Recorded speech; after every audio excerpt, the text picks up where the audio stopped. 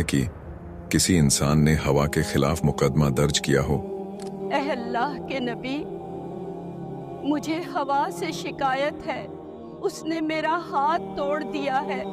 क्या आप जानते हैं कि हजारों साल पहले एक ऐसी सल्तनत भी थी जहां पहाड़ मोम की तरह पिघलते थे और तांबा पानी की तरह जमीन से उबलता था।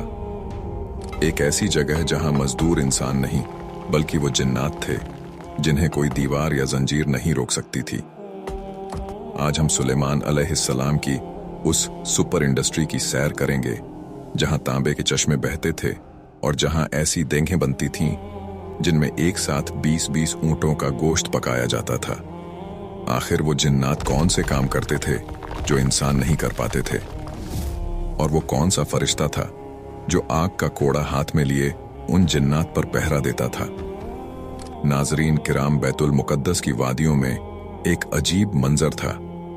फिजा में हथौड़ों के चलने की आवाजें नहीं थीं, बल्कि पहाड़ों के सीने से ऐसी गूंज आती थी जैसे कोई ताकतवर वजूद उन्हें अपने हाथों से तराश रहा हो। हजरत सुलेमान अलैहिस्सलाम के हुक्म पर जिन्नात की एक बहुत बड़ी फौज काम पर लगी हुई थी। ये वो जिन्नात थे जिन्हें अल्लाह ने आपके ताबे कर दिया था। उनके जिस्म लतीफ थे, वो हवा की तरह तेज चलते थे, मगर जब वो काम करते तो उनके हाथ इतने कसीफ और मजबूत हो जाते कि वो संगे मरमर को मक्खन की तरह काट देते।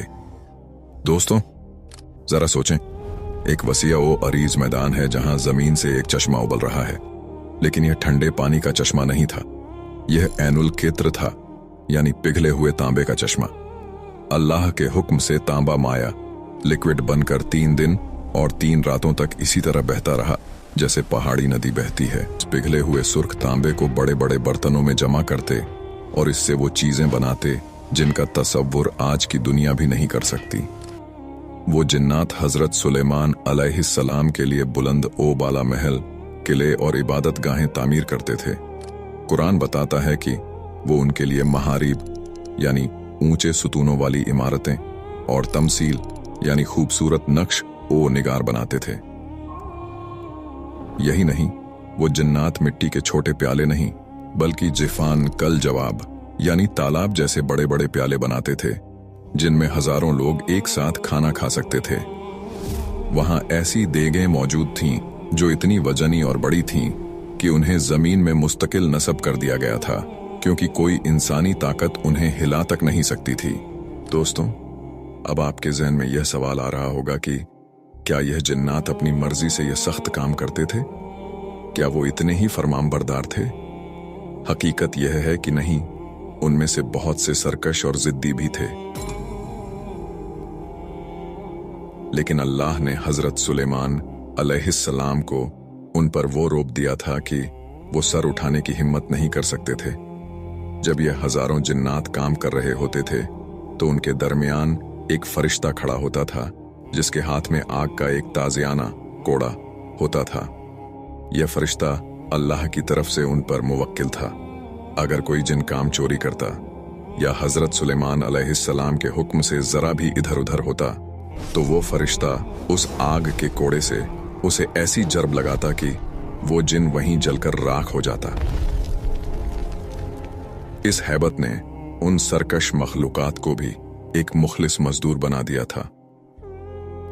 लेकिन इस अजीम और शान सनाती काम का मकसद क्या था? क्या यह सब सिर्फ नुमाइश के लिए था? तो इसका जवाब है बिल्कुल नहीं। हजरत सुलेमान अलैहिस्सलाम की सल्तनत का एक बड़ा मकसद इंसानियत की खिदमत और अल्लाह के दीन का प्रचार था। उनके दस्तरख्वान पर हर रोज हजारों इंसान, जिन्नात, परिंदे और जानवर खाना खाते थे। उनकी जलसा गाहों के सामने चौपायों के लिए वसीआ मैदान होते थे जहां वो चर सकते थे। उनका बावर्ची खाना हमेशा लोहे के तन्नूरों से गर्म रहता और बड़ी देगों में 20-20 ऊंटों का गोश्त पकाकर मखलूके खुदा में तकसीम किया जाता था। यह एक ऐसी फलाही रियासत थी जहां कोई भूखा नहीं सोता था। अल्लाह ने आले दाऊद को हुक्म दिया था कि ए आले दाऊद, इन नेमतों का शुक्र बजा लाओ, और सुलेमान अलैहिस्सलाम ने शुक्र का हक अदा कर दिया। लेकिन इस सब के दौरान सुलेमान अलैहिस्सलाम के पास एक ऐसी चीज भी थी जिसने उन्हें तमाम बादशाहों से मुमताज कर दिया था। वो थी परिंदों की जबान।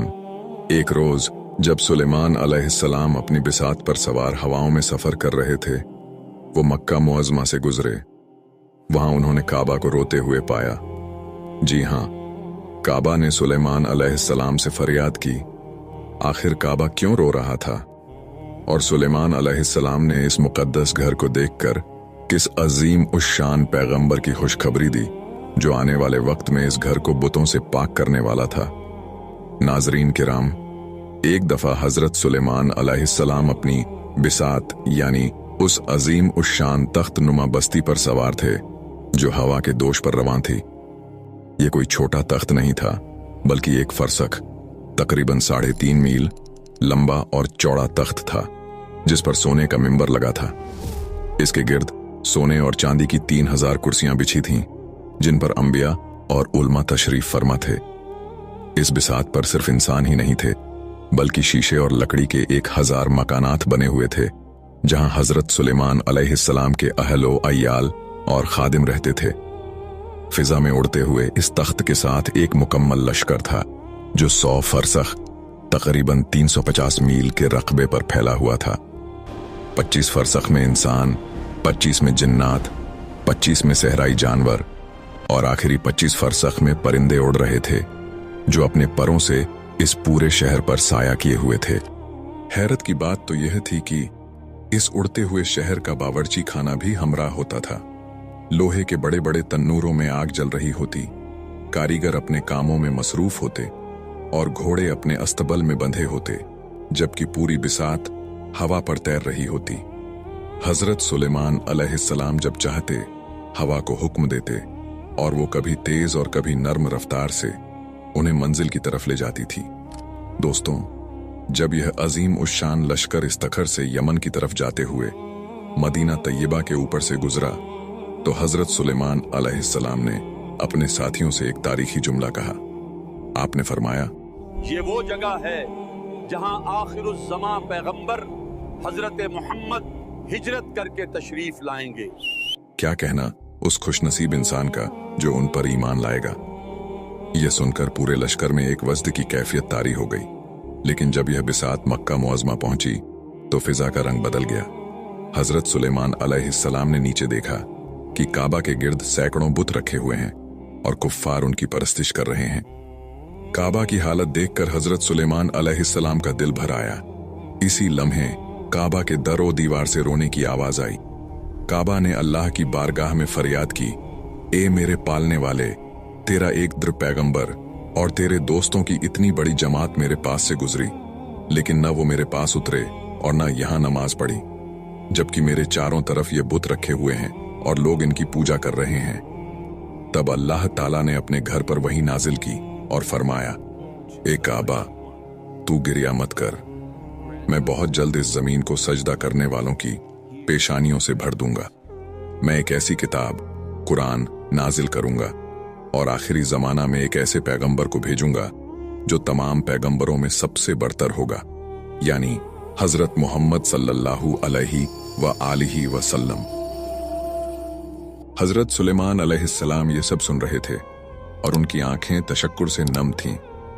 वो समझ गए कि अगरचे आज उनकी बादशाही अजीम है, लेकिन असल अजमत उस हस्ती की होगी जिसके कदम इस जमीन पर पड़ेंगे। लेकिन क्या आप जानते हैं कि हजरत सुलेमान अलैहिस्सलाम की इस अजीम उस शान बादशाही और उनके मौज़ात के पीछे एक और पहलू भी था, और वो पहलू था अदल व इंसाफ। अल्लाह ने उन्हें सिर्फ जिन्हों और हवाओं पर ही नहीं, बल्कि जानवरों और मजलूमों के हुकूक पर भी हाकिम बनाया था। एक बार हवा के हाथों एक बूढ़ी औरत का हाथ टूट गया तो हजरत सुलेमान अलैहिस्सलाम ने हवा को अदालत में तलब कर लिया। आखिर हवा ने क्या सफाई दी। एक दफा दरबारे सुलेमानी लगा हुआ था। फिजा में वही हैबत थी जो हमेशा होती है, मगर आज एक ज़ईफा बुढ़िया दरबार में हाजिर थी। उसने कांपती हुई आवाज में अर्ज की, ए अल्लाह के नबी, मुझे हवा से शिकायत है, इसने मेरा हाथ तोड़ दिया है। दरबार में मौजूद जिन्नात और इंसान हैरान रह गए, मगर हजरत सुलेमान अलैहिस्सलाम के चेहरे पर संजीदगी थी। आपने उसी वक्त हवा को तलब किया। फिजा में एक सनसनाहट हुई और हवा एक मरई कुव्वत की तरह हाजिर हुई। सुलेमान अलैहिस्सलाम ने पूछा, ऐ हवा, तूने इस ज़ईफ़ा को क्यों तकलीफ पहुंचाई?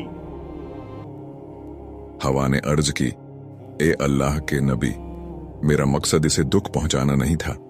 अल्लाह ने मुझे हुक्म दिया था कि समंदर में एक कश्ती गर्क होने वाली है, इसमें मौजूद लोगों को बचाने के लिए मुझे तेजी से पहुंचना था। मैं अपने रब के हुक्म की तामील में तेजी से रवां हुई। यह औरत छत पर खड़ी थी और मेरी लपेट में आकर गिर गई, जिससे इसका हाथ टूट गया। मेरा इरादा बुरा नहीं था, मैं तो जाने बचा रही थी। अब यह एक ऐसा नाजुक फैसला था जिसमें एक तरफ सैकड़ों जाने बचाने का बड़ा मकसद था और दूसरी तरफ एक फर्द का नुकसान। हजरत सुलेमान अलैहिस्सलाम ने अल्लाह से मुनाजात की कि इस मामले में क्या फैसला दूं। तब अल्लाह की तरफ से वही आई कि अगरचे हवा कश्ती वालों को बचाने चली थी, मगर इस ज़ईफ़ा का नुकसान हुआ है, लिहाजा कश्ती वालों के जिम्मे है कि वो इस औरत के हाथ की दियत हर्जाना अदा करें, क्योंकि मेरा इंसाफ किसी पर भी जुल्म बर्दाश्त नहीं करता। यह था वो अदल जिसने साबित किया कि निजाम कुदरत की तेजी में भी किसी कमजोर का हक पामाल नहीं होना चाहिए। दोस्तों, हजरत सुलेमान अलैहिस्सलाम की जिंदगी का यह रुख तो जाहो जलाल वाला था, लेकिन क्या आपको मालूम है कि वो खुद को क्या समझते थे? वो बादशाह जिसका नाम सुनकर बड़े बड़े जाबिर हुक्मरान थर थर कांपते थे, उसका अपना दिल कितना नरम था। दोस्तों, हर रोज सुबह जब सूरज निकलता, हजरत सुलेमान अलैहिस्सलाम अपने दरबार से निकलते थे। वो पहले रईसों और अमीरों के पास से गुजरते, उनकी खैरियत लेते, मगर उनका सफर वहां खत्म नहीं होता था। वो चलते चलते शहर के उस कोने में पहुंच जाते जहां मिस्कीन और गरीब लोग बैठे होते थे। वो दुनिया का अजीम तरीन बादशाह अपने शाही लिबास के नीचे मोमी जामा, एक किस्म का सख्त कपड़ा पहने हुए, खामोशी से इन गरीबों के दरमियान जमीन पर बैठ जाते। वो उनके कंधे से कंधा मिलाकर बैठते और फरमाते, एक मोहताज के पास बैठा है। एक बार एक आबिद ने हजरत सुलेमान अलैहिस्सलाम का तख्त उड़ते हुए देखा तो पुकार उठा, ए सुलेमान, अल्लाह ने आपको कितनी बड़ी बादशाही अता फरमाई है। हवा ने यह आवाज सुलेमान अलैहिस्सलाम के कानों तक पहुंचा दी। आपने उस आबिद के करीब जाकर जो बात कही वो हम सब के लिए एक सबक है। आपने फरमाया, ए अल्लाह के बंदे, मोमिन के नामे आमाल में एक बार सुभान अल्लाह कहना इस पूरी बादशाही से बेहतर है जो मुझे दी गई है, क्योंकि यह बादशाही एक दिन खत्म हो जाएगी, लेकिन इस एक तस्बीह का सवाब हमेशा बाकी रहेगा। यह सुनकर दरबार में मौजूद जिन्नात भी सोच में पड़ गए। जिन्नात के बारे में आपको एक दिलचस्प बात बताऊं। अक्सर लोग पूछते हैं कि जिन्नात तो लतीफ मखलूक हैं, वो हवा की तरह होते हैं, तो वो पत्थर कैसे उठाते थे? इमाम जाफर सादिक अलैहिस्सलाम ने इसका राज बताया है। अल्लाह ने जब उन्हें सुलेमान अलैहिस्सलाम का ताबे बनाया तो उनके लतीफ जिस्मों को कसीफ यानी मादी तौर पर वजनी और मजबूत बना दिया था, ताकि वो इंसानों की तरह सख्त मुशक्कत वाले काम कर सकें। नाजरीन, क्या आप जानते हैं कि हजरत सुलेमान अलैहिस्सलाम की मौत कैसे हुई? क्या यह सच है कि वो 1 साल तक अपने असा लाठी के सहारे खड़े रहे और किसी को खबर तक ना हुई कि कायनात का इतना बड़ा बादशाह दुनिया से रुखसत हो चुका है? आखिर जिन्नात को उनकी मौत का पता कैसे चला? और वो कौन सा छोटा सा कीड़ा था जिसने जिन्नात का गुरूर खाक में मिला दिया? हजरत सुलेमान अलैहिस्सलाम की जिंदगी के आखिरी अय्याम एक ऐसे किले में गुजर रहे थे जिसे शयातीन ने आपके लिए तैयार किया था। यह किला कोई आम इमारत नहीं थी, बल्कि इसमें 1000 कमरे थे और हर कमरे में आपकी एक जौजा रहती थी। अल्लाह ने आपको 40 मर्दों की ताकत अता की थी और आप इतनी बड़ी सल्तनत और खानदान की जिम्मेदारियों के बावजूद एक लम्हा भी इबादत से गाफिल नहीं होते थे। किले के बाहर का मंजर बड़ा अजीब था। जिन्नात पत्थरों के बोझ तले दबे हुए थे, उनके जिस्मों से पसीना बह रहा था और वो थकन से चूर थे। इब्लीस उनके पास आता और उनसे पूछता, तुम्हारा क्या हाल है? वो जवाब देते, हमारी ताकत खत्म हो चुकी है, हम मर रहे हैं। इब्लीस ने उन्हें बहकाया, मगर हवा ने यह सारी गुफ्तगू सुलेमान अलैहिस्सलाम तक पहुंचा दी। आपने हुक्म दिया कि यह जिन्नात अब रात दिन काम करेंगे और पत्थर पहुंचाने के बाद वहां से इतनी ही मिट्टी वापस लाएंगे। जिन्नात की जिंदगी अजीर्ण हो गई थी, मगर वो सुलेमान अलैहिस्सलाम के सामने सर उठाने की हिम्मत नहीं रखते थे। यहां पर मैं आपको एक बात बताता चलूं कि उल्मा फरमाते हैं कि लोगों को तंग करना मुनासिब नहीं है, ख्वाह वो बदकार ही क्यों ना हो।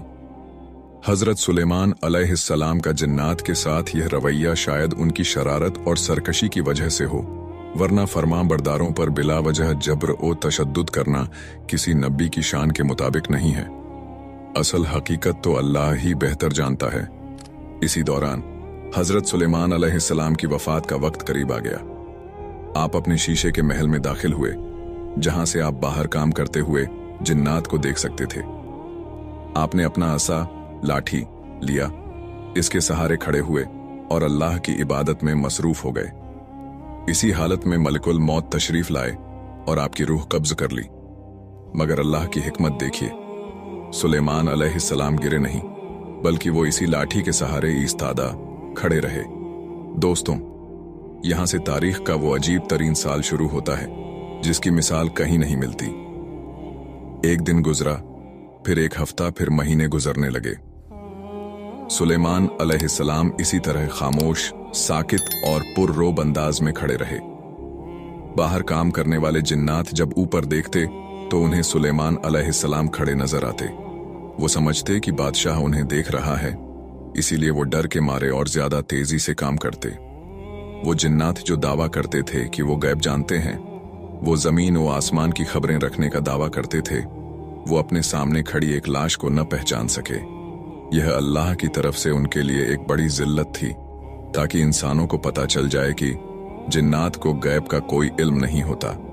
लेकिन इस तवील खामोशी को किसने तोड़ा? न किसी जिन ने, न किसी इंसान ने, और न ही किसी ताकतवर फरिश्ते ने। अल्लाह ने एक मामूली से कीड़े दीमक को हुक्म दिया कि वो सुलेमान अलैहिस्सलाम के अस्सा को नीचे से खाना शुरू करे। वो छोटा सा कीड़ा आहिस्ता आहिस्ता इस लकड़ी को अंदर से खोखला करता रहा। किसी को खबर न हुई कि कायनात के सबसे बड़े बादशाह के सहारे को एक हकीर सा कीड़ा खत्म कर रहा है। आखिरकार वो लम्हा आ गया जब वो लाठी अंदर से बिल्कुल खत्म हो गई। 1 साल मुकम्मल हो चुका था। जैसे ही दीमक ने आखिरी रेशा काटा, वो असा टूट गया और हजरत सुलेमान अलैहिस्सलाम का जस्दे मुबारक जमीन गिरा। जैसे ही बादशाह गिरा, पूरे किले में एक हलचल मच गई। जिन्नात काम छोड़कर भागे, इंसान हैरत ज़्यादा रह गए। जब उन्होंने करीब जाकर देखा तो पता चला कि सुलेमान अलैहिस्सलाम तो 1 साल पहले ही इंतकाल कर चुके थे। उस वक्त जिन्नात को अपनी बेवकूफ़ी का एहसास हुआ कि अगर वो वाकई गैब जानते होते तो इस 1 साल की जिल्लत और मुशक्कत से बच जाते।